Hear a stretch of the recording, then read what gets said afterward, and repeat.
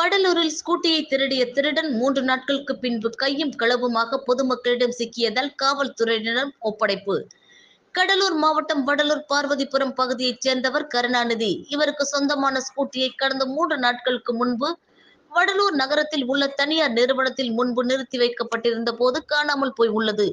இது குறித்து அருகில் இருந்த சிசிடிவி கேமராவை ஆராய்ந்த போது சிவப்பு கலர் சட்டை மற்றும் கட்டம் போட்ட லுங்கி அணிந்த நபர் ஸ்கூட்டியை எடுத்துச் செல்வது தெரிய வந்தது. இது குறித்து புகைப்படம் சமூக வலைதளத்தில் கடந்த 3 நாட்களாக வைரலாகிய நிலையில் இன்று வடலூர் சத்தியஞான சபை வளாகத்தில் அன்னதானம் போடப்பட்ட இடத்தில் ஸ்கூட்டி திருடிய திருடன் அணிந்த அதே உடையில் ஒருவர் சாப்பாடு வாங்க நின்றது அறிந்த பார்வதிபுரம் மக்கள் அவரை பிடித்து விசாரித்தனர். அப்போதுதான் ஸ்கூட்டி திருடியதை ஒத்துக்கொண்டதாகவும், திருடப்பட்ட ஸ்கூட்டியை சிதம்பரம் நகராட்சிக்கு சொந்தமான வாகனம் நிறுத்துமிடத்தில் வைத்துள்ளதாகவும், அதற்கான டோக்கனை பொதுமக்களிடம் கொடுத்துள்ளார். பின்னர் இது குறித்து வடலூர் காவல்துறை